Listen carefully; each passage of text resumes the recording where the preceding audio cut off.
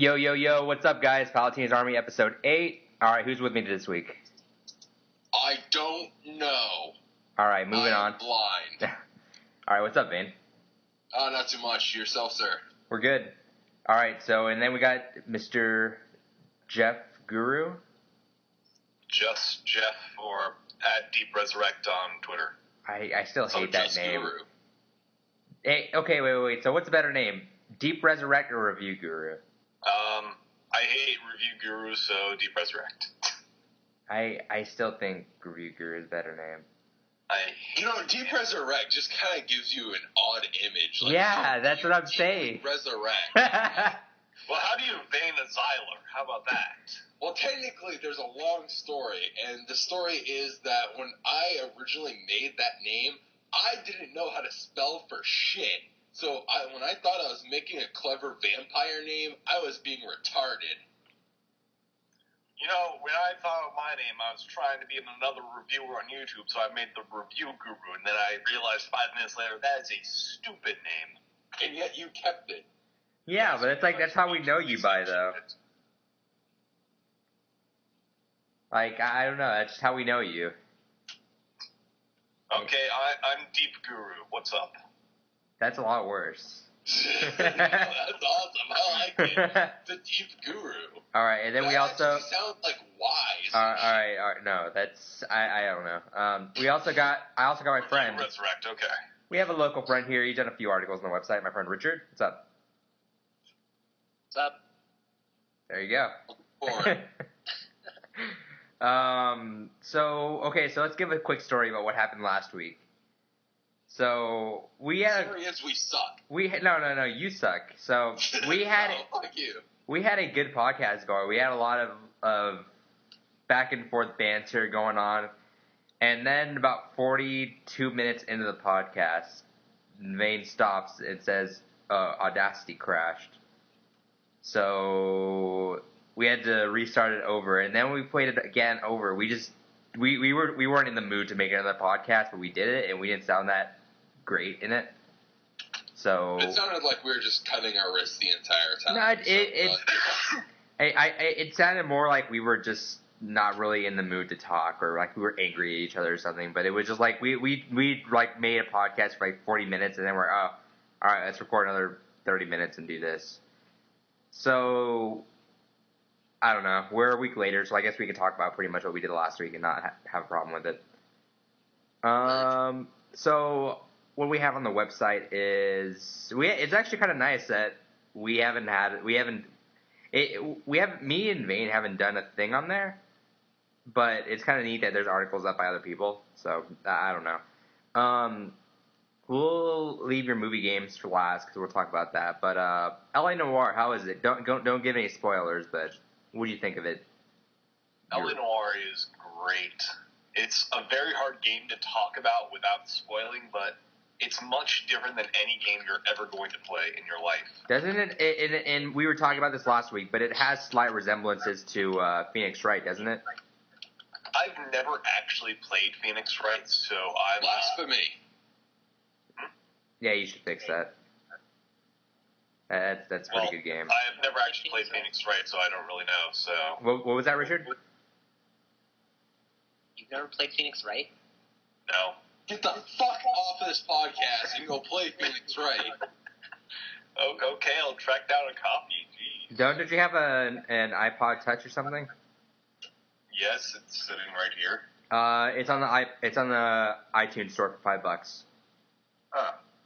I haven't used my iPod Touch in like a year or so. I recommend just dumping the $5 in, and if you like that game, you'll like the others. I have it on the Wii, but I haven't actually played Oh my god. Get the fuck off this podcast and go play it. Alright, anyway, hold on, wait. So whoever... Objection. I think it's Vane, but whoever's doing the typing, stop that. But anyway... I actually like the typing. It's very rhythmic. No. It's the most rhythmic typing I've ever heard. It's not fun to edit.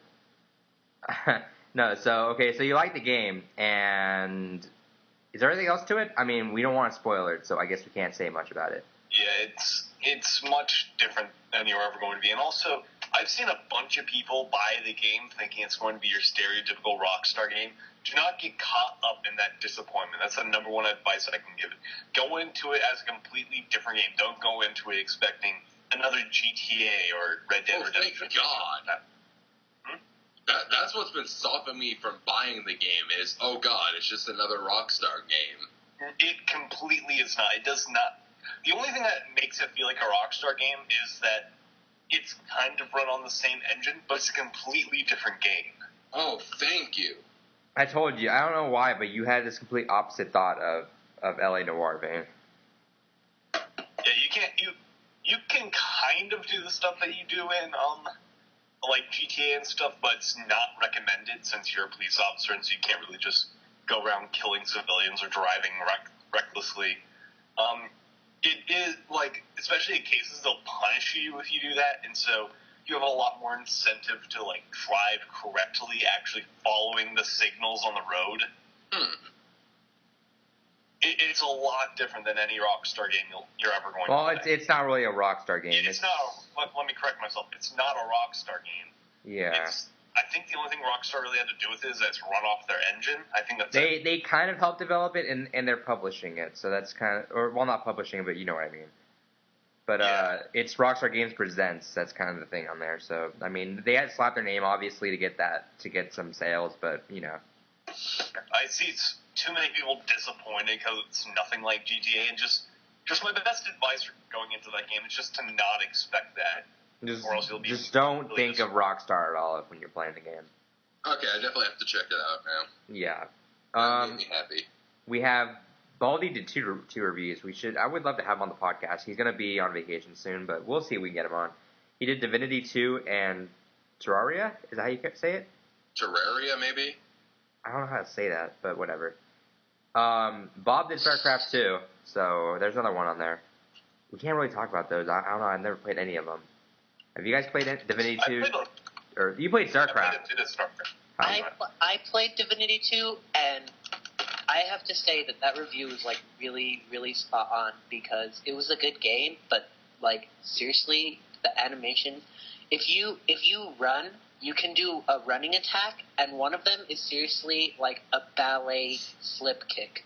Parkour. Where you like it. No, it's not parkour. It's like ballet. He puts his arms up in like one of those ballerina things, and then like kicks and spins. And I seriously, every time he does it, I just like hear in my mind him giggling to himself.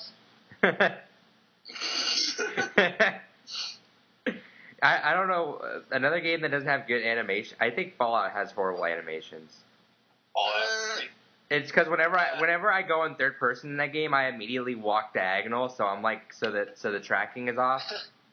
Well, why the fuck are you ever playing it in third person? Playing the game third person, there's already something wrong there. No, but that's always what I do. I go to third person and I just walk diagonally, so that the walking looks really bad. It just looks like he's doing like a crossover moonwalk. One of my friends, he got Fallout 3, he got out of the vault, and he went to Megaton, and he accidentally killed the sheriff, and then put the game down and never played it ever again because he messed up. Oh, don't you know what I did? You don't know what I did, didn't you? No. So apparently I left the vault and I ended up. Oh god, I don't even remember where it was now. I should look this up. I'll get my iPhone in a bit. There was a city way off to the right side of the map that I ended up at. I didn't even go to Megaton. I completely skipped Megaton. Really? I don't know. Wait, did you end up at the boat city first? Yeah. Where was it? It was a city with giant fire ants, and one of the houses in there required. Oh, that one. And there was and you had to go find the kid's grandpa. The kid at the diner asked you to find his grandpa in another house or something. Yeah, that one. That was actually kind of a sad quest line. No, I ended up straight from the vault in that city. Not sure how you managed that. That game's a very hard game to like start out clear from the start, in my opinion. If you have never played it before. Yeah, no, that game is just way too open for me. If you give me a hugely open game, I'll end up in the wrong direction. You're not the only person I've heard say that. Another one of our editors there, Bob, he's kind of the same way. He always has to have his games with some kind of structure to it, and I could never understand like the mindset to that. Well, like even GTA has a linear seat too. I mean, you can go anywhere, but it literally draws like you on the map. It points you out. It draws you a line. It says, "Here's your next mission" in a giant letter on your map.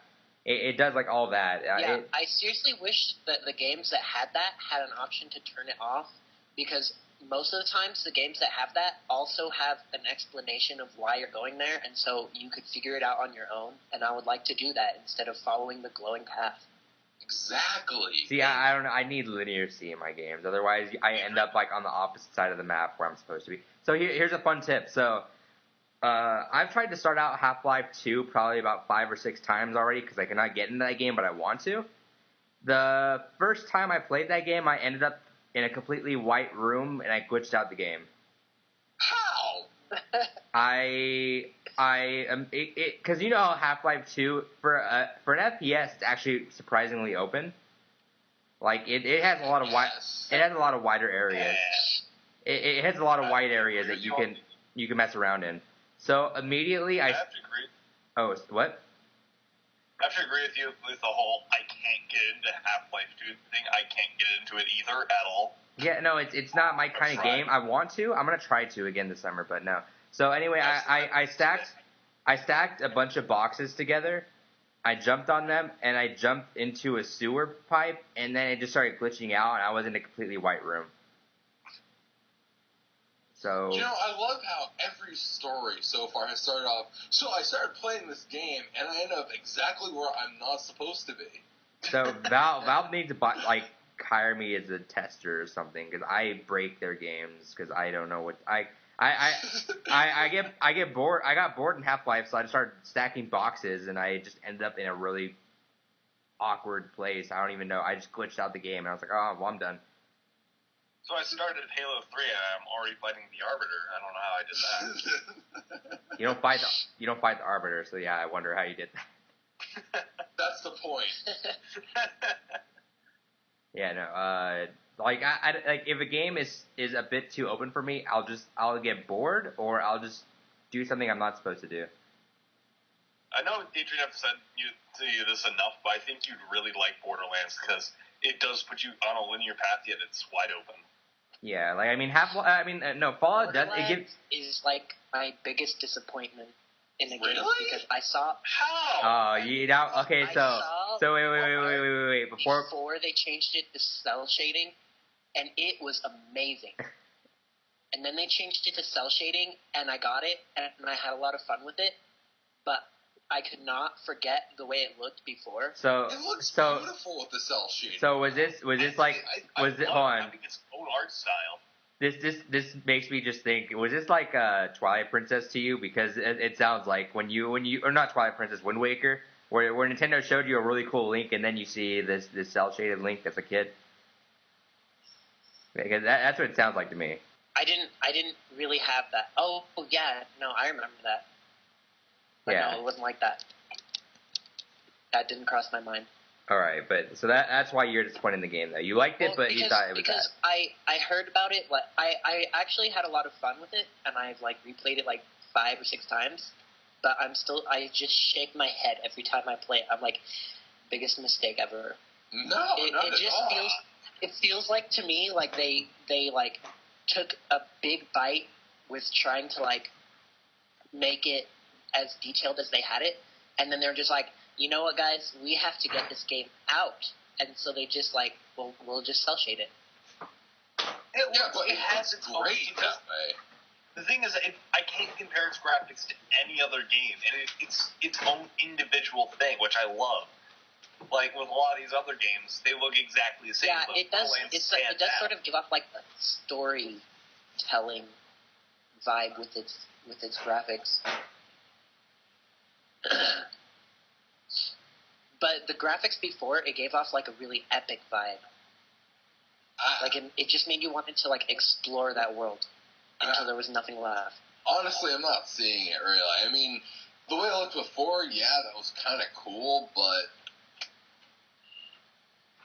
at the same time, I love it the way it is now. It feels, like they turn around and they had this article a while back on, I think it was like Kotaku or something like that, where they turn around, they literally just posted screenshots of 10 different shooters and said, tell me which one is which. Honestly, I couldn't tell the difference between most of them. You throw in a screenshot of Borderlands, you're going to easily be able to point out Borderlands. It has that unique feel to it. It looks like a gorgeous Yeah, I can't really deny that. Yeah, I just like that whole refreshing, unique look that it has. I just find it not really original, but refreshing in a way. Yeah, because can't entirely call it original, because, I have played a lot of games that use the cel-shading sort of design, but they're mostly fighting games, yeah.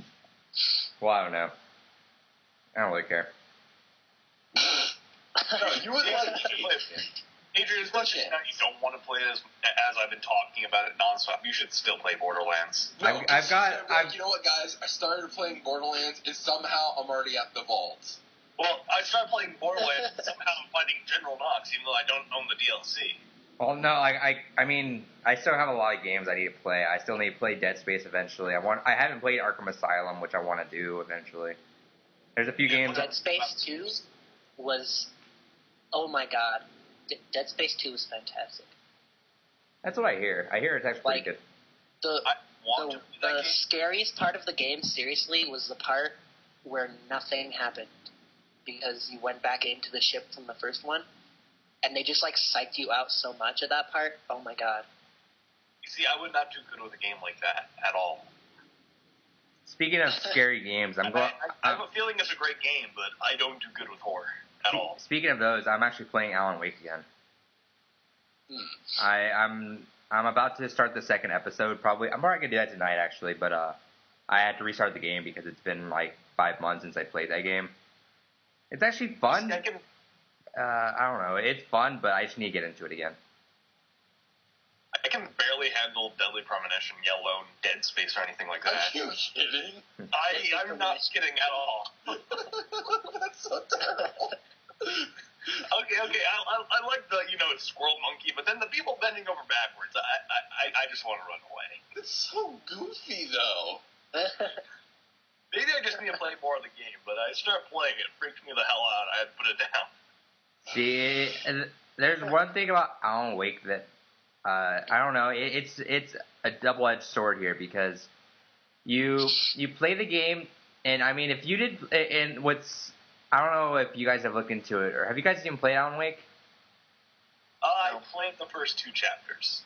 I've been wanting to pick it up, but at the same time, it's invest money in my PS3 or invest money in the 360. Well, actually, go on eBay and look for an Alan Wake code because they were giving those codes in the 360 bundles. I bought a code for $10, so that could work. But in the game, you find manuscripts because Alan Wake's a writer, so he wrote the whole story that you're playing. So you find scripts of a page and it'll tell you. And then I met an axe murderer in the woods here.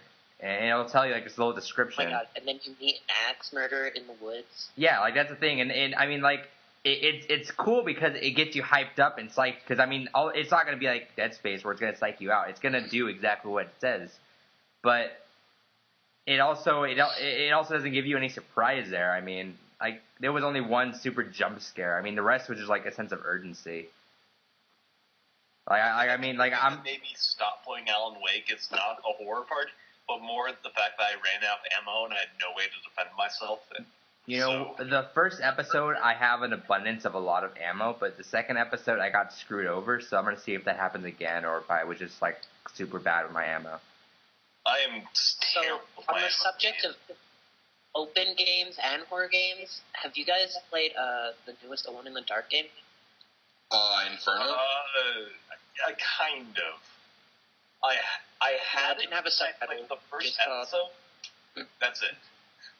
I didn't hear what you said. So, go ahead, Richard. It didn't have a subtitle. It was called Alone in the Dark. Yeah, on PS3 it did. It was called Inferno. Oh, really? Yeah. Okay. Didn't they fix all the glitches anyway. on PS3 as well? Yeah, for most. Well, sorta. Yeah.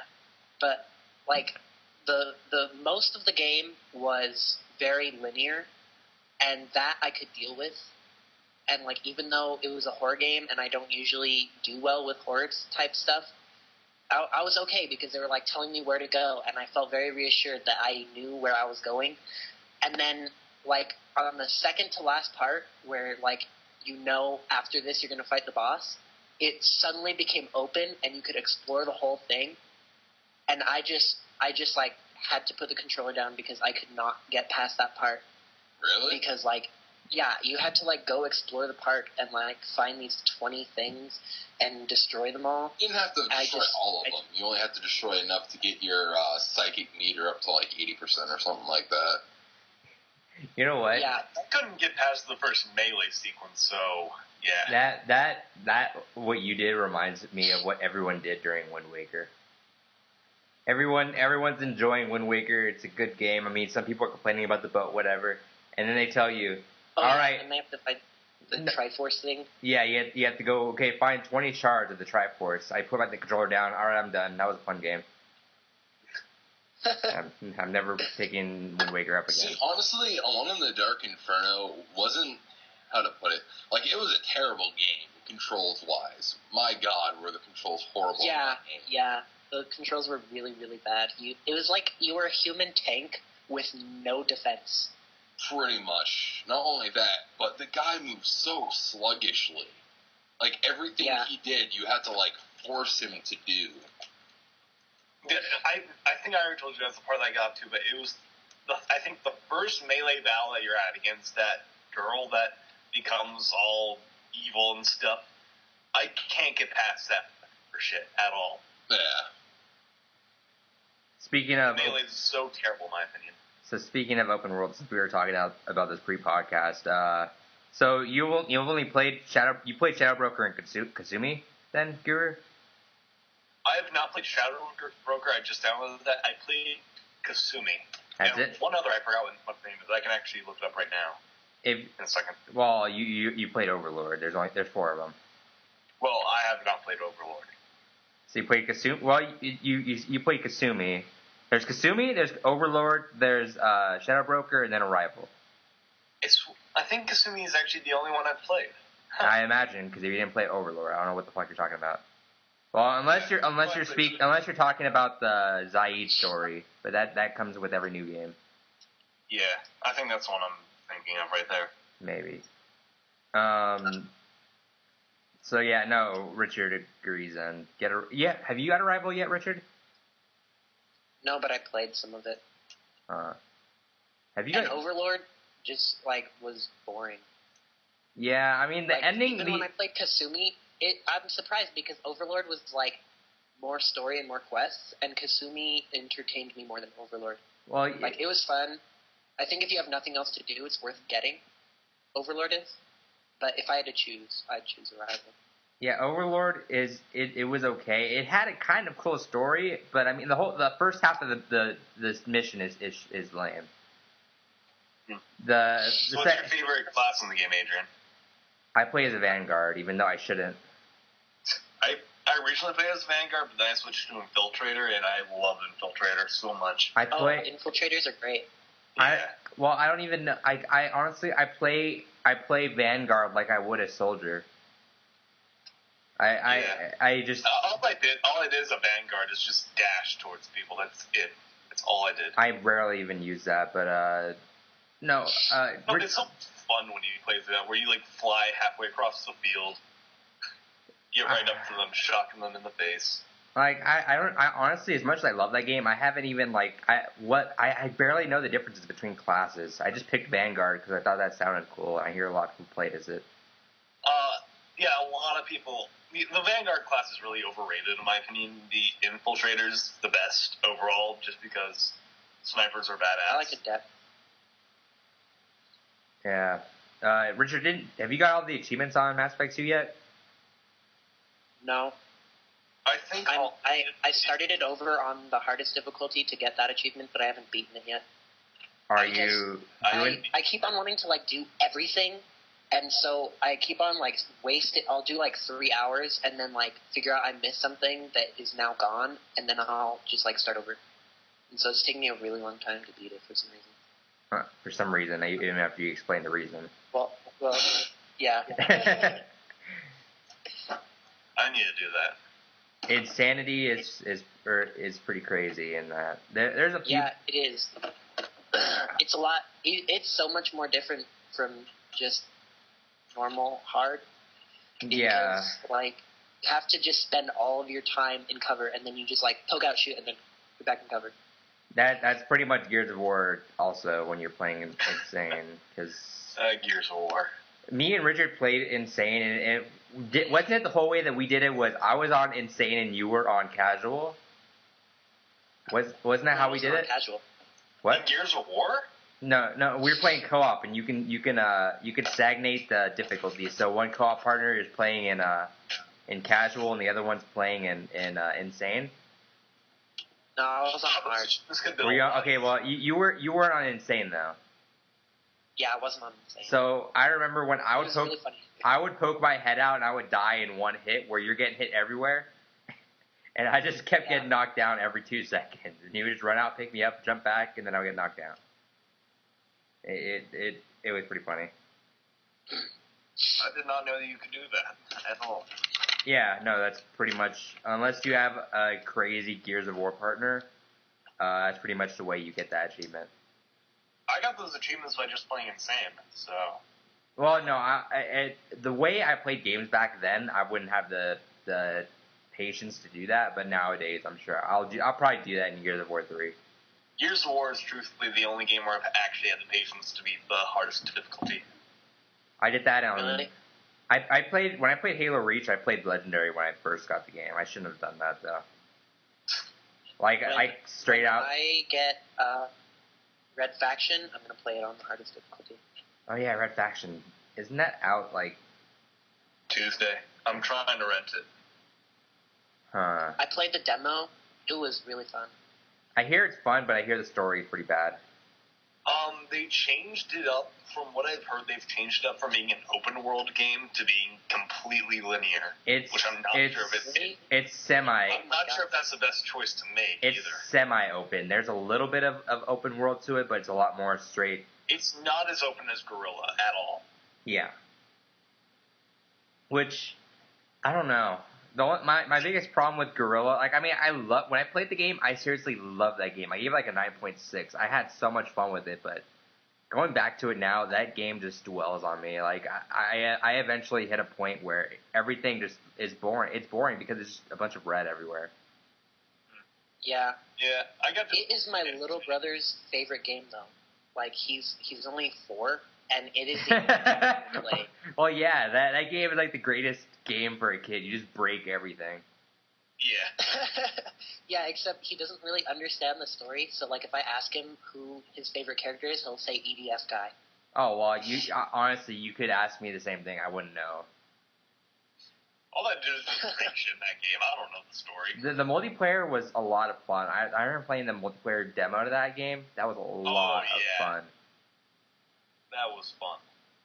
Yeah. That didn't last. Because I remember when people would protect when you would see someone guarding the front door of their base, I would just break a hole in the back and go in there. I thought that was the best thing in the world. There really is no safe spot in that game. Everything can be destroyed. Yeah, pretty much. So, go ahead. Yeah, except for the ground, which is annoying because you can't even see through it with your see-through guns. So like, I think the game would be way too insane if you could quite literally break everything. I would spend like 20 hours nonstop just to break the planet eventually. Well, the first Red Faction games you could. Oh god. And like in multiplayer, people would just get rocket launchers and they would tunnel. Like for Capture the Flag, they would tunnel to the other game. That is awesome. I really want to play these games now. Can you imagine that? Yeah. You're shooting someone like in front of you, and then the fucking locusts come out from underneath you. Oh shit, they're below us. Oh man, I should look at some videos of that on YouTube. But since we're on the topic of this, what have we all been playing? Like, yeah, go Well, ahead. Adrian, you know what I've been playing. Yeah, Guru's been playing nothing but Listeners Borderlands.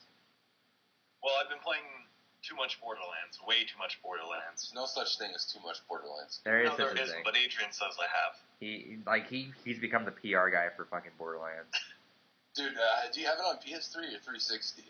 360. He bought it on PS3 originally. Yeah, I couldn't get into it on PS3, and then I bought it on 360, and I got into it, so... Well, buy it on PS3 so we can play together. Maybe. I got it for, like, $6 on PC, the Game of the Year edition, that is. What? Yeah, $6 on Steam. They had a sale one day. Oh, well, Steam, you could buy any game for 2 pennies on there.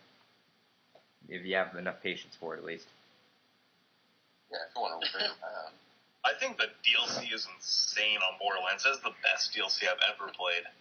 Really? So far, the only one I've had a chance to play is the Zombie Island of Dr. Ned, and that was If you're going to get the Claptrap one. That is so much fun. It's insanely difficult, but it's so much fun. Because he basically refied every single boss from the game. as Claptraps. Yes. That also sounds obnoxious, but I want to eventually get all the DLC anyways, just so I can have the extra levels. Yeah. Alright. There's this one boss in the Claptrap that just annoys the living shit out of me. It's you go into it, there's no way to get out, and you have to beat the boss to do anything, and it's a pretty tough boss. Alright, enough Borderlands. Alright, moving on. Never enough Borderlands. There's never enough Borderlands. Alright, Richard, what are you playing? Dragon Age 2, and I'm trying to read Mass Effect. What else? I can't really remember. If I went out and looked at what's there, Assassin's Creed. How is Dragon Age? It's very Mass Effect. Like, the dialogue. It's also really annoying because my TV, cuts out the bottom, so if I ever want to do any, bad actions, I have to just, shoot from the hip, and I don't get to see what it is I'm going to say. You need a new TV, because that bugged the fuck out of me for DJ Hero. Yeah. But, I think overall, it is a great improvement over the first one. Seriously, I'm never going to pick Origins up ever again after playing this. I tried playing Origins. I couldn't. I straight up couldn't. My friend loves it, but I can't. Well, you're going to be able to play the second one if you ever get it. So honestly, here's my question. Do I need to play the first one to play the second one? No. It's like they did it the same way as in Mass Effect 2, where it just, affects the story, except what they did differently is that you can actually choose. There's, three different versions of the path that you can choose instead of just having, the default one that they did in Mass Effect. Well, if you did, oh yeah. No, I know what you mean. Yeah, that's cool then. What about you, Vane? And the only thing that, really gets imported from the first one is, the outcomes of, who you assisted. Because you know how, in the first one, there are, 4 groups, and you have to, each group has, 2 sides, and whichever one you help, they join you, and whichever one you don't help, they, die, or they, become your enemies or whatever. Those are the only things that really... the first half of the game at all. Not even the first mission. Oh, really? Yeah, I kind of just gave up on the game immediately. Yeah, I kind of... Yeah, so, the only thing that, really gets imported is, references. They just reference what happened. Alright, so you can essentially just go into it blindly and be okay. Yeah. Okay, I'll pick it up when it's cheap enough. Alrighty, so Vane, what are you playing? Lately I've been playing Borderlands. Yeah. I've been getting a couple of my friends into that. I've also been playing Dynasty Warriors, trying to finish up my platinum for that. For whatever reason, I just randomly thought, aren't you excited for the new Magic the Gathering game coming out this year? In a few months, actually, I think. The new what game? Magic the Gathering. Yeah, I'm kind of looking forward to that one there. from what I heard, they're actually going to allow you to customize the decks. Yeah. So what the fuck? Wait. So I played a handful of hours in the Magic the Gathering on the XBLA. So it doesn't let you edit your decks? No. Because what it is you'll unlock cards, and those cards that you unlock, you can choose whether or not to put in the decks, but not the actual decks themselves. You have to keep them the stock way, which is pretty obnoxious because I just throw half the cards that are in there out. You know, I'm just waiting for a game.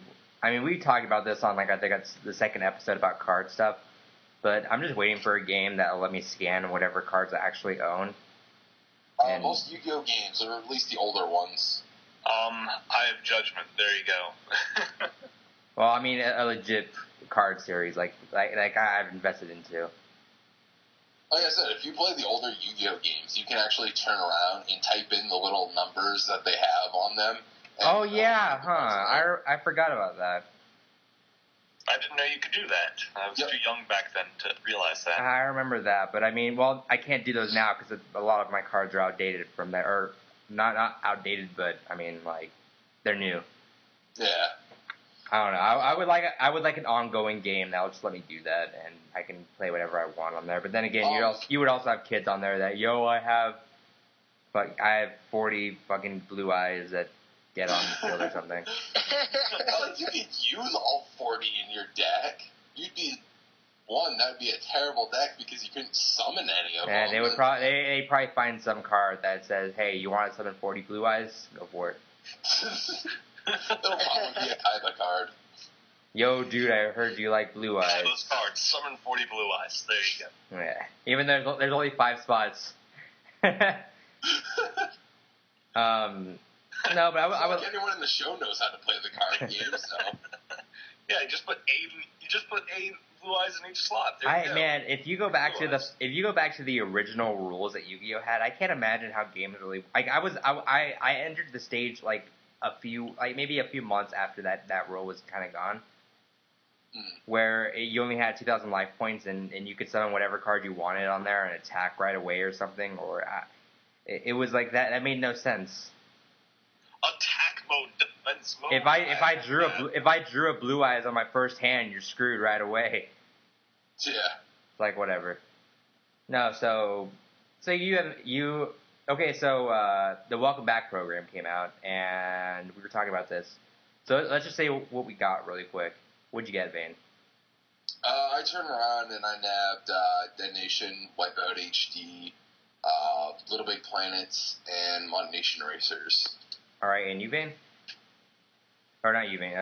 You're sorry, I'm done now here. The other Vane turned around and got. Yeah. Okay, I'm officially the other Vane, so I got Infamous. Wait, does that mean can I be the other Vane? Yes. Vane Guru. No, you could be the original review guru now. Okay, so I got Infamous, Wipeout HD, and then for PSP, I actually don't think I got my first PSP game yet, and I also got Mod Nation Racers PSP. Alright. He didn't get the first PSP game, but he got Mod Nation Racers. Because it glitched on me. Alright, well, technically, the Mod Nation Racers would be the first one you got. The second one... But it was a part of the second free PS3 game. But it's still technically the first game you got. No, he's saying that he doesn't know he doesn't have Mod Nation Racers right now, but he's gonna get that. He doesn't know what the other one is. Yeah, that. All right, whatever. Yeah, no. So I got Little Big Planet and Mod Nation Racers, but Mod Nation Racers is in my queue. I don't have enough room for it right now. I played a little bit of Little Big Planet. It's all right so far. I haven't played more than 20 minutes of it though. Also, the fact that they gave us 30 days free of PlayStation Plus, and this is honestly the weakest catalog for PlayStation Plus I've seen for, free content and stuff. Are you kidding me? I've been waiting forever to play Little Big Planet, Disco Fever, or whatever the fuck that is. You mean Prehistoric Moves? I don't know what it is. Disco Fever? How'd you get... I don't know what it is. How'd you get Disco Fever out of Prehistoric Moves? Because Guru was dancing. So what's the difference? I don't think you're dancing in that one either. No, prehistoric moves. You're obviously dancing. No, it's just because it's for the PlayStation move, Guru. Oh. Oh yeah, I forgot that shitty thing existed. Oh, well, cat's out of the bag. No offense to people who actually like the thing. Who likes the thing? I mean, are there any legitimate people who are like super... What? Who likes what? The move? Yeah. Like, I don't think there's any fans of that like thing legitimately. I have not heard of anyone who liked it. Yeah, like I mean, I know one person that loves it, Samuel Tagee. I hear nothing but he complains that the thing is broken. He complains the thing was broken. It's not broken though. It works fine. I didn't have a problem with it. It's just his reflexes are poor. Okay, whatever. Let's move on. Yeah, this is not the making fun of Sam podcast. Let's move on. No, so I got Little Big Planet and Mod Nation Racers, so whatever. I've been playing Alan Wake, playing a little bit more Halo Wars, because Halo Wars is actually surprisingly fun still. Lies. It's a really fun game. Lies. I've been playing Halo Reach again, and I finally got my Brigader rank. So I'm still saving up for inclement. What? I'm saving. Well, I haven't. The thing about Halo Reach is my Spartans look pretty much the same since it has like in December of last year or something, because I haven't bought any armor because I'm saving up for inclement weather.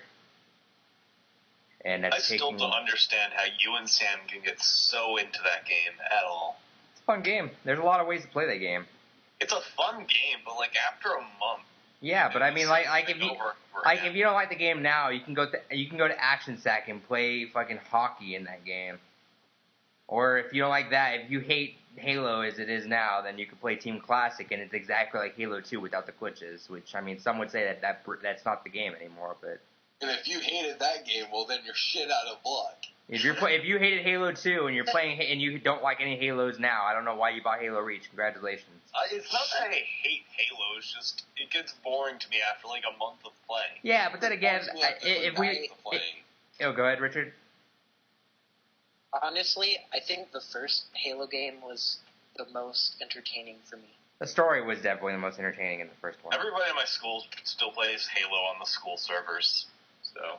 No, but I'm saying if you want to get into this, I mean, I could say the same thing about Call of Duty. There's nothing essentially different in there. But with Call of Duty, you're leveling up, getting new weapons every level. No, don't defend Call of Duty. See, I don't like the thing about getting weapons, though. That just makes it feel like it's uneven. That's like the one thing I don't like about that. What? I will be the person in this podcast to stand up for Call of Duty if no one's going to do that. Like, honestly, I can't... No one's going to do that.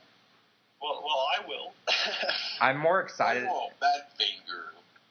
If you know me and my hate for Overlord 2, I am more excited for Overlord 3 than I am Modern Warfare 3. Oh, they're making an Overlord 3? I didn't even know. No, I don't even know, but I hated Overlord 2. Like that was like one of my most hated games for the longest time ever, but I just did not I don't care for Call of Duty at all. That's your choice. I enjoy Call of Duty. I'm bored of it right now. I'm bored to tears of it right now, but I looked at the trailers and I couldn't there is no possible way I can care less about this game. But Eminem endorses it, Adrian. Everyone endorses that game. I mean, Shaw. I don't know. I don't care for that game whatsoever. It's just like I am the one guy. Like I will never buy Call of Duty. Everyone else, if they have one friend that owns it, they'll buy it. But I don't care. No, I forced all my friends to play Battlefield and got all my friends into Battlefield. Battlefield is a much more... mine quit Call of Duty, so... Battlefield is a completely different game, but it's a lot more fun, so whatever. I need to play Battlefield again. You need to play... I'm excited for Legend of Zelda Ocarina of Time 3D. It's funny, because we got like 4 people on the website wanting to review that game. Yeah, I'm greatly surprised by that. Yeah, so we'll figure out something. But yeah, I don't know. Wait. How do you give it a review? Ocarina of Time. Just so happens to be a lot like all the other games that are Ocarina of Time. So if you played Ocarina of Time, if you played Master Quest, you pretty much they're talking about. I've read reviews that they've made changes to the actual game, not besides adding 3D. Like they actually fixed the water temple, from what I've heard. Which thank fucking God. You see, I'm to be crucified here, but I've never actually played Ocarina of Time. Guru, get the fuck off this podcast. I did not own a Nintendo 64 as a child. Yeah, you didn't own a Nintendo 64. You didn't own any Nintendo product, apparently. Seriously, get the fuck off. I had it. My first console ever was a GameCube, so don't say that. I don't know how you go from GameCube to Call of Duty, but whatever. I went from GameCube to Xbox 360. That's like watching the happiest kid in the world just go into depression. No, my first game for Xbox was that Sonic the Hedgehog game, so... Oh, so it literally was like a happy kid going straight into depression. And then you buying Sonic was like... You buying Sonic was like hearing your friend say, "Hey, I took depressing pills. I mean, maybe I'll feel better. I don't know." And then Call of Duty, and then you play Call of Duty, and you realize he's been cutting himself for like the last 2 years. Anyway. That was a huge Sonic fan. I bought Sonic the Hedgehog, and I became depressed. You know what's funny is that I am usually surprisingly tolerant to Sonic games when I play it the first time around. Like, I never minded Heroes. I played Shadow the Hedgehog. Like, I didn't mind them at first, but then I heard nothing but bad things from Sonic 2006. And I was like, oh, everyone's gonna complain about this game, whatever. And I played that game. I played one mission. I was like, all right, well, I guess I'm done. Yeah, that game's unplayable. So is anyone excited for Sonic Generations? I am. Actually, I haven't bought. I haven't fell into that. Usually, the people who are excited for Sonic games are the ones who usually buy them every year, you know. But I'm actually looking forward to it because I haven't bought one in a while. I was actually gonna buy. Colors would be. I hoped Colors would be Sonic Unleashed with only Sonic stages, but according to my friend, it wasn't. And so I'm hoping this is the Sonic that I'm waiting for. I mean, I wanted Sonic the Hedgehog 4, but it was too expensive. So I figure if they're gonna go all out on this one, then I'll probably check it out. We'll see. I'm waiting for a Sonic hybrid first-person shooter fighter game. I'm pretty sure they did make that at one point. I think it was actually like Smash Brothers for only Sonic characters. No, Sonic isn't Smash Bros. Though, so Sonic whatever. Battle, you mean? Yeah, Sonic Battle. I think that's what it was. Oh yeah, I forgot about that. My favorite Sonic game will still stay Sonic Adventure 2. Sonic Adventure 2 is still pretty good. Rolling around at the speed of like sound. I would be totally happy if they made that on Xbox Live Arcade. Didn't they Sonic release? Adventure 1 is great on Xbox Live Arcade. I don't like Sonic Adventure 1 that much Sonic now. Adventure 1 is awesome. It's alright. I bought it and I got. That now or never. We will never give up the fight. I bought it. It's alright. I don't know. I'll play it again. I don't know. Whatever. For only $10, you can't go wrong for that game, though. I beat it in like 3 hours though, so. Well, you beat Sonic's story. There's like 6 stories in that game, though. I beat every single story. You know, I just really don't understand what the appeal of a superpower is where you can run fast. Well, you obviously don't like the Flash. Yeah, I don't. Yeah, that's kind of my point. You know what? I think the best thing is if you had super speed with invisibility. That'd be a pretty badass combo. I don't think you would need invisibility if you were super fast, though. People can't see you anyways. No, because if you stop, but if you stop, so and you wait, need like if you had super speed, sound got places to go, got a ball. No, you're not. I'm not saying you're gonna be.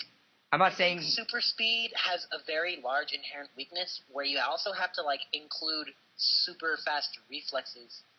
in with it. Otherwise, you would just like fuck up so much. Like, could you imagine you're going so fast and then all of a sudden there's a building in your way? Well, no, because the Flash. You don't have the time to think about what to do. No, the Flash. Every single Sonic game that's ever existed. Well, Sonic can't do that, but the Flash. I mean, Yeah. he can vibrate himself so fast that he just turns into energy and he can go through buildings. He can vibrate himself so fast. Yeah. That sounds terrible. God damn. Look, I'm not a comic book Well, reader, for all right. your pleasure. Look, another reason. Flash would think that. All right, so Richard confirmed that super speed is the best power. You vibrate really fast with ladies. Anyway, This podcast is getting weird. you had the article. I'm just saying that if you had super speed, don't you think like wouldn't it be beneficial if like it appeared for you that you weren't going fast at all? It just like looked like everyone else was going slow. I'm pretty sure that's how it would be, though. So, I mean, it wouldn't make sense if only, like, your actual speed was fast and not everything else. Alright, this is a stupid topic. I guess. This is a really So I guess we'll leave this off. This is the end one. So you made that movie games article, and we talked about this, and we'll see if we'll get some new discussion, because I completely forgot what I pretty much said. Some new discussion? Well, because, I mean, you said Inception will make a good game, but I said that was stupid. Yeah. Okay, let's bring this up. So I know Guru is a big fan of Inception. Oh, I can't speak for Richard. So my article, if you guys haven't read it yet, is that basically there's just some movies, I look at them, and I'm like, wow, that is some amazing concepts for a video game. Or the reverse is true. I look at a game and, wow, that story is so great, it would transplant well into movies. And so what Adrian is bringing up as one of the examples of a movie that I think would make for a great game is Inception. I don't think so. Yeah, I could see that, but I just don't think there's enough it would to be really qualify for that. Yeah, it's like how would you control it? Like how would you like create the dream? Well, think of it sort of like... I don't know. We can't talk about it's going to be much more of a mindfuck than the actual movie if you're trying to control, like, 20 characters at once. Yeah, but think of it kind of like Psychonauts. What the fuck is this? Is this an RT? Are we making? I'm bringing it from. Are we making Inception an RTS? Oh my god, that'd be amazing. That would be stupid. Just imagine your army and send them after each other. Are you making an army of dreams? You would have to like collect dream dust or something in order to build Oh dreams. god. So Psychonaut, I don't know. It doesn't click. It would not make a good game. I don't think so. But I do get into things like that where I look at a movie and I'm like, why is this not a game? What do you think in that? What would you say is one? Gamer. Fuck you. Fire to fire. They filmed that where me and Richard live. Wait, you... Well, first of all, what about... Well, I think the movie that should be truthfully made into a game is Mega Shark versus Crocosaurus, so... Get the fuck off this podcast. No, so... Ever like a I watched that last Hold on. Okay, well, first of all, for games that should be movies, Mass Effect obviously should be a movie. Yes. I don't think anyone can deny that. One interesting thing about Mass Effect is that my friends right now are starting a D&D campaign based around the Mass Effect universe. God, get that nerd shit out of here. We're done with it. No, fuck you. You guys talked about Borderlands. D&D is awesome. You guys get D&D another week. We talked about Borderlands enough for you guys. Anyway, go on, Richard. Go ahead. What else? I think Assassin's Creed would make a very good action movie. That would. What about movies to games? Let me think. I have to think about movies I've just... All right. A Mortal Kombat movie would translate very well to a video game. I think a Street Fighter movie would do pretty well. I love the Street Fighter movie, though. It was a great comedy. To me, it was Tuesday. You know what? I think Mario Bros. Would be a good movie, too. That would be pretty entertaining. I see what you're doing there. What are you talking about? They made one? I never even heard of this. You haven't heard of the Super No, Mario? I have. I think Kill Bill. You've never heard of the Super Mario Brothers? No, I have. What? Kill Never heard Bill. of Super Mario Brothers? Oh, okay. Mario and Luigi Mario? Say- You've never heard of Mario Bros. And you're on this podcast? Oh god, I'm gonna die the day I hear a kid say I've never heard of Mario. What's a Mario? Oh wait, I just realized that on the subject of movies becoming games, there are many movies that do become games that never should have become a game. Well, yeah, that's what Vane also discussed, wasn't it? I kind of hinted lightly at it. I didn't really get on that subject because, let's face it, that subject is beaten like a dead horse. Give me an example of one. Transformers. Pretty much every kids movie that came out last year has a video game counterpart. I heard Transformers, The War for Cybertron, right? That was a great game. Yeah. Yeah, I heard that was a good game. That wasn't based off a movie. That was them actually being unique-ish. Well, there you go. I heard that was actually a pretty decent game. Yeah, it was a decent game, but it wasn't based off a movie. Well, regardless, you know what we mean. You know what movie really needs to be a game, Ash? Never watched it. Okay, so I recommended this You're before. youngins. So. Whoa. What if they made Lost into a video game? They did. They did. Via the Moss, you mean? Well, yeah, no. I mean, like, the suckish version. Yeah, no, it'd be neat just to explore shit. I don't know, the way it's just too character developmental, I guess. I don't know, I didn't mind Viadamas that much. People give the game a lot of shit. I don't mind it too much. I thought it was just interesting. Gears of War as a movie, that's gonna be terrible. I don't think. You know what? I don't think so though, because that's just gonna be a giant action movie with a bunch of cursing in it.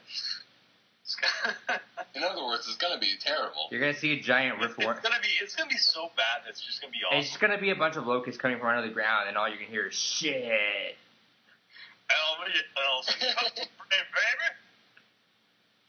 Oh man, Gears of War 3. Now, who's gonna play Coltrane? Samuel L. Jackson. Yes. Good one. Coming out of the motherfucking ground. It took me like 10 seconds just to imagine that. Yo, we got these motherfucking locusts on my motherfucking planet. Technically, they're on the motherfucking locust planet. Yeah, haven't you noticed that? Like, what if the whole like twist is that the humans are actually invading? That is the point. Actually, I read that article a while back. There was someone who pretty much said that the humans are the villains in the entire story. I think that'd be pretty funny. I think it kind of makes sense that the humans are the villains, because really, I mean, they are invading the planet, really. That you know what? That would make a good District 9. That would be kind of neat if someone could swap that into it. Now Gears of War is an environmental game. God damn it. No, could be Fern Gully. Haven't you guys heard about District 9 and how they actually made those? You know those the news sections. Who watched District 9 in here? Yeah, I have. I did. All right, so we all watched it. So you know those the news sections where they talk about how when they're talking to the locals about the aliens being there. Do you remember those parts? Yep. Yeah. Do you know how they filmed that? No. I assume with a camera. I believe the way they actually did that was they asked the locals about a legit issue in the section. Like, because I guess this might be wrong for all I know, but I guess there was something actually going on there that the locals didn't like. I think it might have been even with immigration. They just asked them that, and those were the legit reactions from them, and they used them in the movie. That's actually kind of interesting. Yeah, I believe that is. I might be wrong there. I might need to go look at that, but I believe that's how I heard it. Which, if it is true, that's actually really cool. What does it have to do with the fuck we're talking about, though, actually? No, because I brought up District 9, because I think that was actually a pretty... This is Palutena. Sometimes you just go into a world of your own, and it doesn't matter what anyone else is talking about. Well, no, because I brought District... The topic needs to be changed to... No, because I brought up District 9, and I just thought that was actually a pretty good... This topic is now about pineapples, and I don't care what you guys are talking about. I'm going to be talking about pineapples. No, well, I brought District 9... The movie and pineapple podcast. No, but I brought up District 9 because I thought that was actually... That would actually not translate too bad into a video game. It would be alright if they Again, not enough action.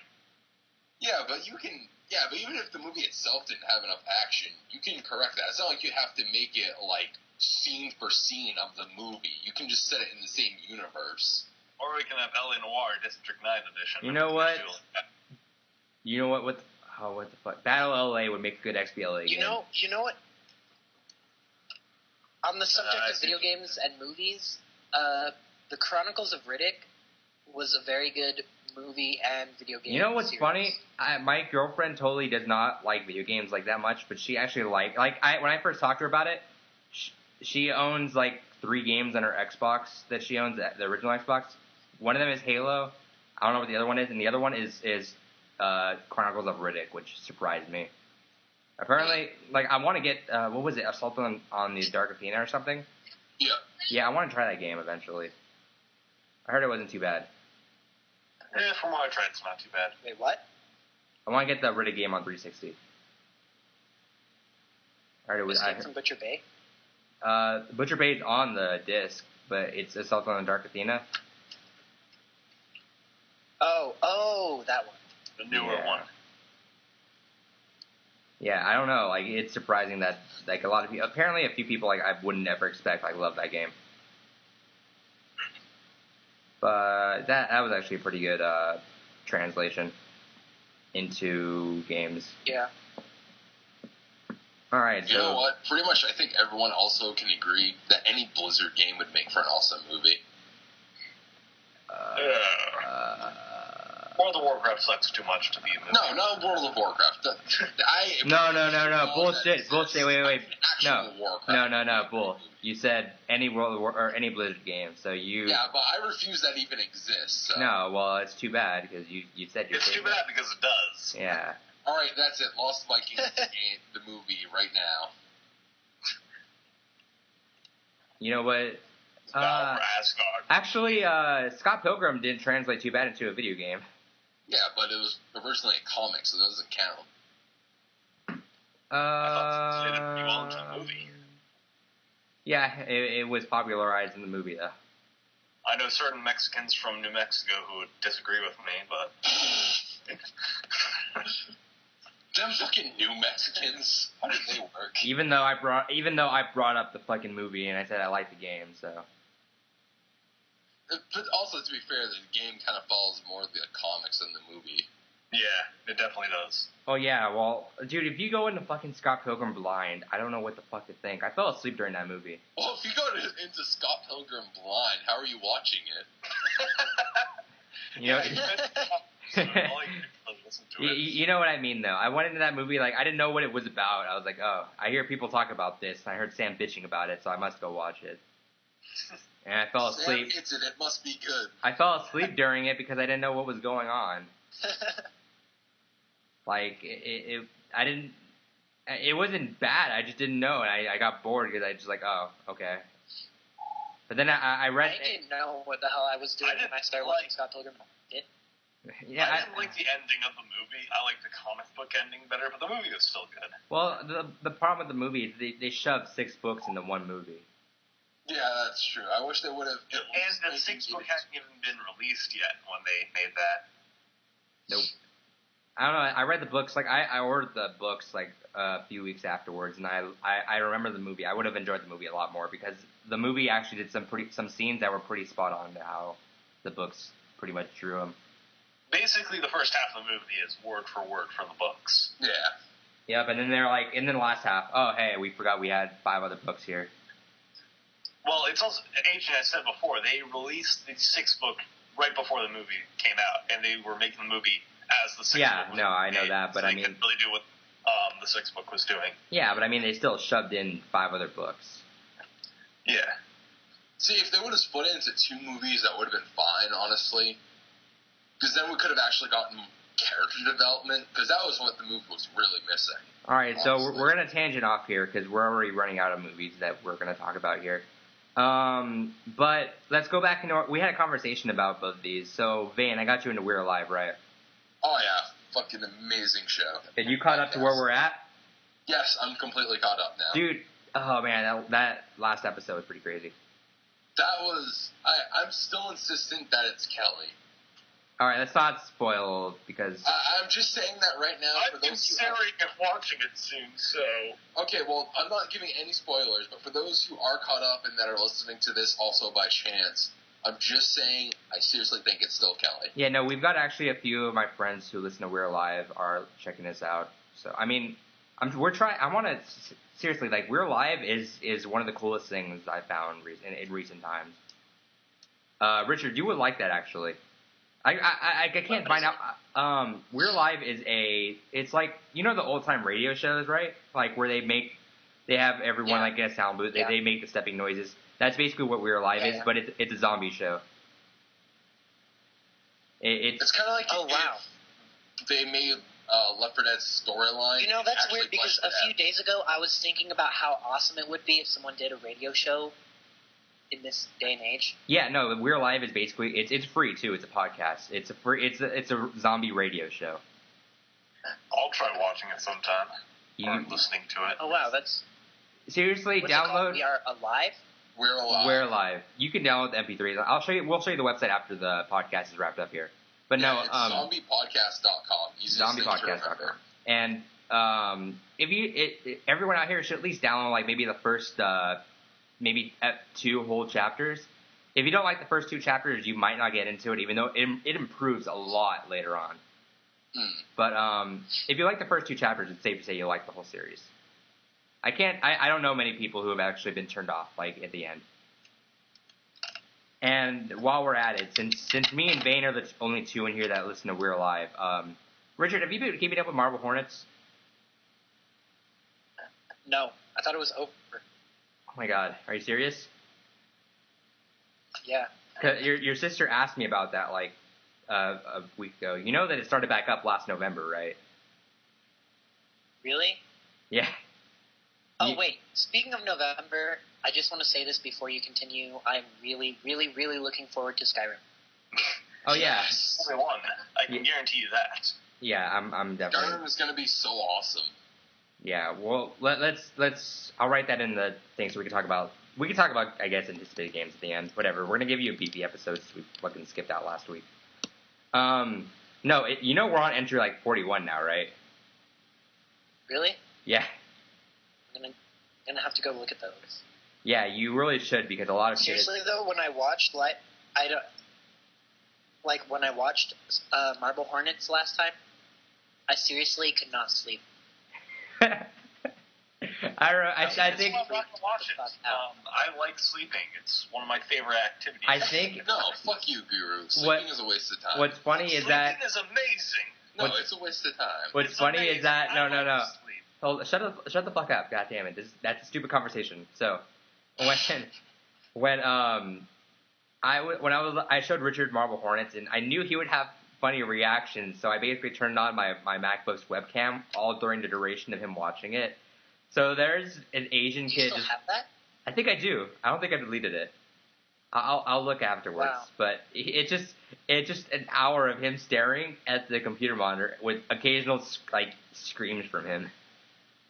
And it's funny because but there was this one part where you like didn't even have the camera on, and that was the best part. Yeah, you watched all at 6 o'clock in the evening too, so it was still sun out, but you still got freaked out by that. It's still, and like I knew the whole time that it was fake. You could tell, but there's like this one part of me that was just pretending it was real, and it was really freaking me out. I remember because when Joelle first showed me Marble Hornets, like she showed me this at like 3 o'clock in the morning. I was paranoid that whole fucking night. Like especially because since we're talking about something that the listeners probably don't have any idea is Marble Hornets is basically it's almost like a Blair Witch Project on YouTube, isn't it? Wouldn't you say that?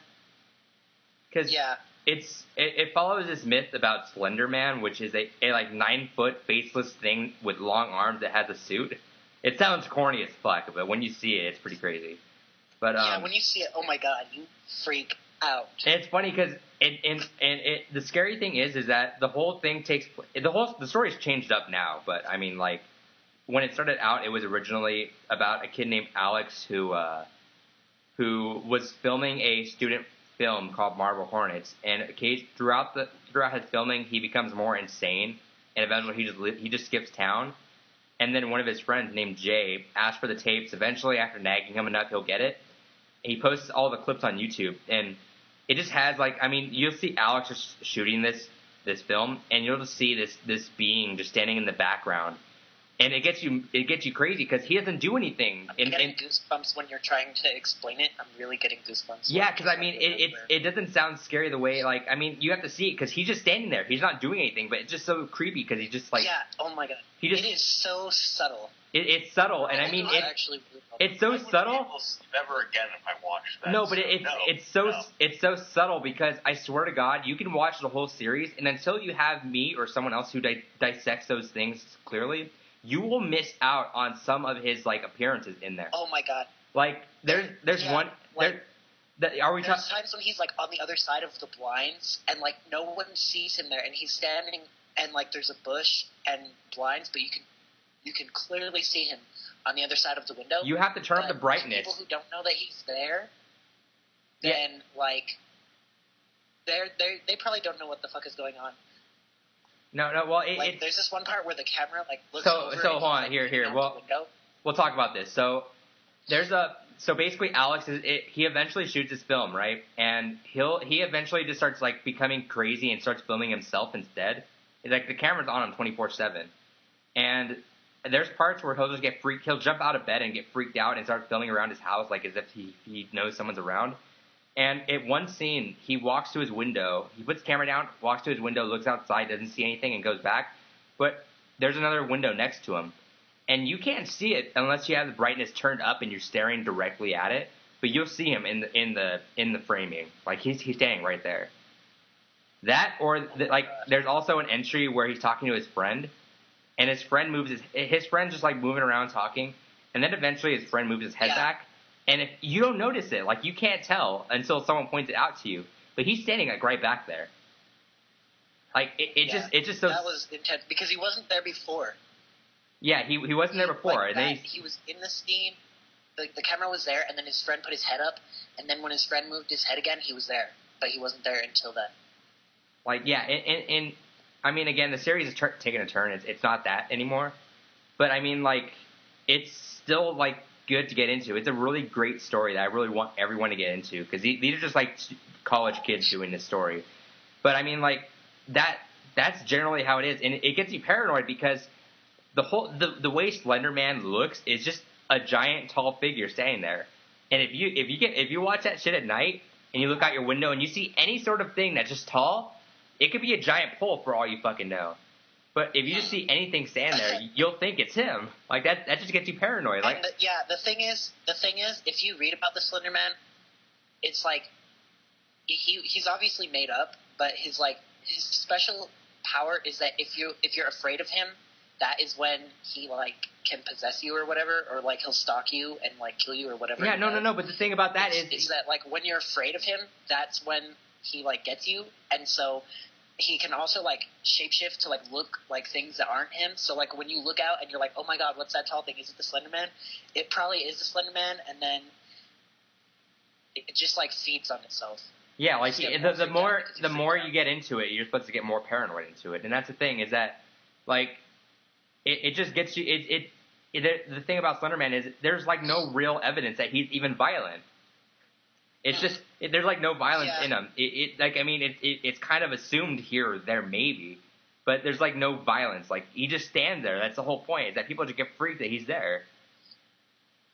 It's really cool, and you need to get into that. Legitimately, and it's really awesome too. Except I will say that if you do get into it, just ignore the other dude. There's this other guy. What is it? The third arc. There's some other guy who's To the Ark? To the Ark. Don't do those. Those are stupid. Okay, well you actually say that now, but the video, he released a video I think 2 days ago. He's back also, but he's actually going to be essential into the plot now, so you need to get into it. But actually, the videos he's been releasing lately are pretty fucking those videos are scarier than the actual Marble Hornet videos, actually, right now. Yeah, They are, but they're like so much more cheesier. Like there's this one part where the main character goes into this house where the first dude lived, and like he falls and he's just like coughing on the floor for like 5 minutes. Well, not really 5 minutes, but he's coughing there for like a long time, and then he gets up and looks around and there's nothing there, so he leaves. And then To the Ark released a video where his camera was like using night vision, and it's of the guy on the floor coughing. Yeah, like that. Like he's essentially like in there's a couple entries that the kid's done where he's filming the video, but like the audio's cut out, and then this guy will come in and release the audio that's been missing in that. It's all essential in the plot, but I mean, Richard, I'll show you a video that he put out like 2 days ago. It's pretty fucking creepy at this point. Like he's just fucking insane. I seriously have had goosebumps ever since we started talking about this. No, definitely get into that more, because it's me and Joel have been dissecting that pretty much every time there's a video release. It's pretty fun. So there's our recommendation. Everyone, what? Those are my nightmares for the next 2 weeks. It's still like totally worth it to get into, because I'm just like, some people don't appreciate, because I mean, granted the videos aren't as great as they could be, but I mean like these are just college kids just doing this. Like it's really spectacular. Yeah. So there you go. Check out Marble Hornets on YouTube. Just type in introduction, and it should be like the first video that comes up on YouTube. Search up introduction, and get into We're Alive, ZombiePodcast.com. You mean search up introduction? If they just searched introduction, I'm sure they're going to get a lot of non-related things. No, I think actually if you just type in introduction, I think it's the first video, because it has like I think about a quarter or like 500,000 views. Yeah. You can type that in. I'm pretty sure it's like one of the first 3 that pops up. So yeah, and then We're Alive. Go check that out. So I guess we'll just dive into this. Oh yeah, there you go. Yeah, I told you. Like just search introductions. It's a pretty popular video. So I guess let's just get into this, and then we'll start to wrap this up. Anticipated games. We're in the Skyrim, right? Oh yeah. I've been waiting for Skyrim. Ocarina of Time 3D, all those. Oh, sorry, someone talk. I've been waiting for Skyrim since Oblivion. Oblivion wasn't. I didn't like Oblivion, but I like Morrowind, so I might get into Skyrim. Really? You didn't like Oblivion? No, I couldn't get into Oblivion. Oh, it's because of that whole open-ended thing again, isn't it? No, I like Morrowind. I just couldn't get into Oblivion. I don't know. It's weird. Skyrim is going to be everything that Oblivion wasn't. And it's going to be everything that Oblivion was. It's going to be the past, present, and future. We'll have to see. I don't know. Maybe it was too outdated for me.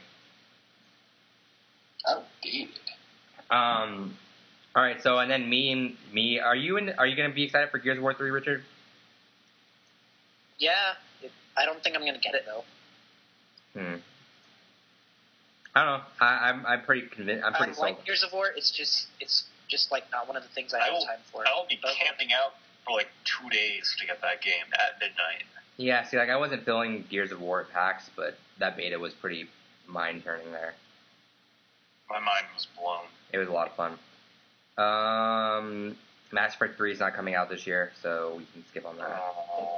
Disgaea 4 comes out this year. Well, who cares about Disgaea 4? Fuck you, I do. What else Dark is coming Souls out? Comes out this year. What? Who cares about Dark Souls? Oh yeah, Potato Fanboy. I like Demon Souls and Dark Souls. Fuck all of you. The Halo remake comes out. I think Halo 1 remake. Richard. No one gives a fuck. No one gives Well, Richard brought that up. Have you heard about that, Richard? Nope. There's supposed to be a Halo 1 remake, it's rumored, because it's his 10-year anniversary this year. So that might be the big thing. We're getting Witcher 2 on 360. Oh boy. Yay. Really? Yep. Because I played The Witcher and it was fun, but my computer was like suckish and it couldn't play it. Yeah, it's confirmed for 360 now. Man, because I love The Witcher 1 so much. No. So good, I've never played it. It'll be fun. I'm gonna try it. On the subject of like platforms, I don't like exclusivity. Okay, so I actually find exclusivity interesting because it makes me feel more confident in my purchase. makes me feel like I actually have to purchase. Yeah, like, I don't know. And then it just, like, fuels all this, like, pride over, like, platforms. I think video gaming should not be that limited.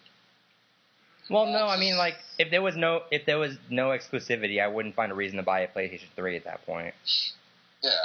There would be no point actually buying anything but one system. Like, I mean, granted, the 360 doesn't have too many exclusives right now, but I mean, still, I'm in the Gears of War and I'm in the Halo.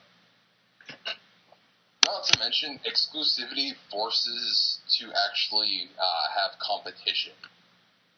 And it's through the competition that we actually get new stuff. Because if we just had, like, one standardized console with, like, or if we just had all consoles with no exclusivity, no one would actually care as game makers. They could just make a game and then bam, out. Well, I don't know. It's not even that. It's just like, I know some people, like, Sam doesn't like exclusivity either, but I mean, like, I just find it just more entertaining because it's like, okay, I can only get this experience on this console. That's actually really cool. It drives the market. That's what it does. Yeah, I'm not denying that. I'm just saying that, like, when you have the exclusivity, you're denying a lot of people of the experience. Yeah, well... It's all part of marketing. Like, at this point, I would seriously say, if no exclusives exist, the PlayStation would not exist at all. It would just be all 360. Well, yeah, it's whoever gets to the market first. That's the point. It's... I don't know. I just find it is an issue because I would like to have more. Developers would... I think everyone would be so much more lazy if that were to happen. Agreed. Yeah, so I don't know. I prefer my exclusives. And if you were to do that, Microsoft would just be like, oh, let me just release a console every 2 years. Like, I mean, yeah, it sucks that I can't play Uncharted 2 or Uncharted 3 right now, but I mean, like, I'll get a PlayStation 3 because of that eventually. I don't know. It's all business. That's why I would, like, I need a friend who has the opposite console, and that way whenever an exclusive comes out, I can go to their house. We don't... Right there. Yeah, now that I think of it, we don't have anyone with... There's not many people with PlayStation 3s where we were, huh? Yeah. Pretty much everyone has a 360.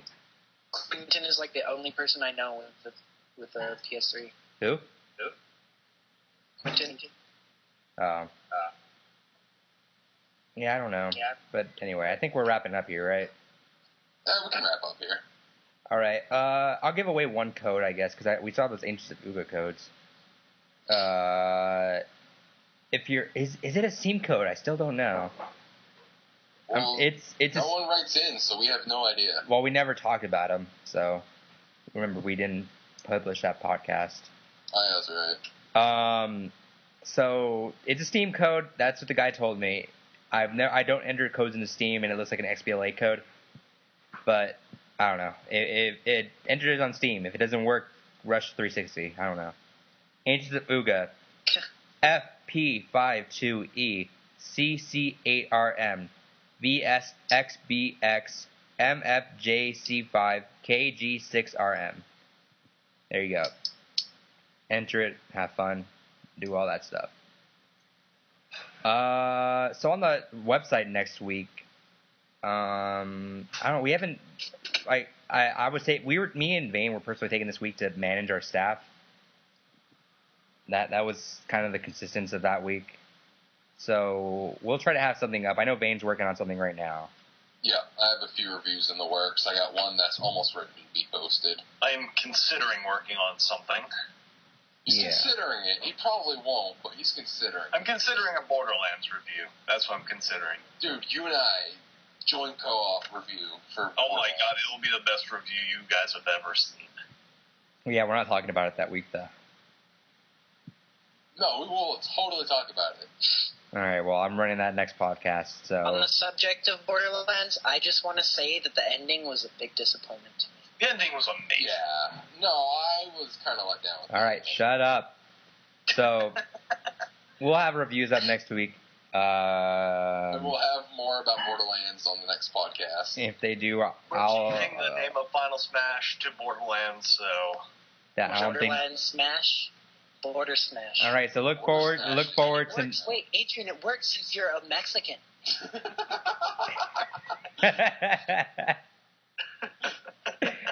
Anyway, look forward to me being on the podcast with 3 other people that aren't in this podcast right now. Oh. So that's the Borderlands podcast. It's been nice knowing you all. Actually, no. So that actually brings it up a topic here. So me and Vane are thinking about publishing another podcast alongside with this. Because if you haven't noticed, a lot of the podcasts just dwell into arguments about certain games and whether they're good or not. We had that happen with Portal Dynasty 2. Warriors and Portal. Yeah.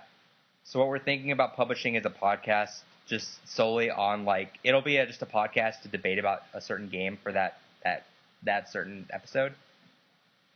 And we're publishing it. That way the regular. What do you mean? That way the regular podcast can stay focused. Yeah, so we don't have, like, I mean, if there's an argument, we just say, all right, well, we talked about there, so we can move on. Because, I mean, a lot of the previous podcast episodes have just devolved into, like, certain, Devolved. like, yeah. I like this one. Yeah, like, I'm going to find a guy who hates Borderlands, just talk to you guys.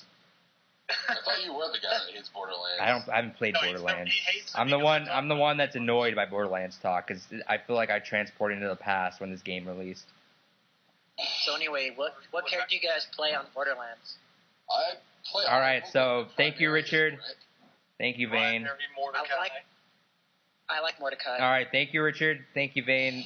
Thank you, Jeff. Email us, palutenasarmy@gmail.com if you have any Mordecai suggestions. is my favorite because, like, you send Follow us on Twitter, Deep Resurrect, which is a bad name, Vane Zyler, which was a stupid vampire name. Follow me, Adrian XHD. We'll talk to you guys all later. Alright, and we'll be back. And Borderlands blows. Borderlands podcast next week. Be there. All right, we're back for another 10 seconds. So, ending theme song, we were talking about Sonic the Hedgehog a lot. I got the Sonic the Hedgehog 2 soundtrack, and did any of us play Metal Harbor? Do you remember that level? Yes. Yeah. That actually has a... That sounds nothing like it, but I'll slap in the Metal Harbor song. That actually is a pretty good song with a bunch of trumpets that are pretty cool. So, you know, trumpets are cool. All right, so now we're going. See y'all later. Bye.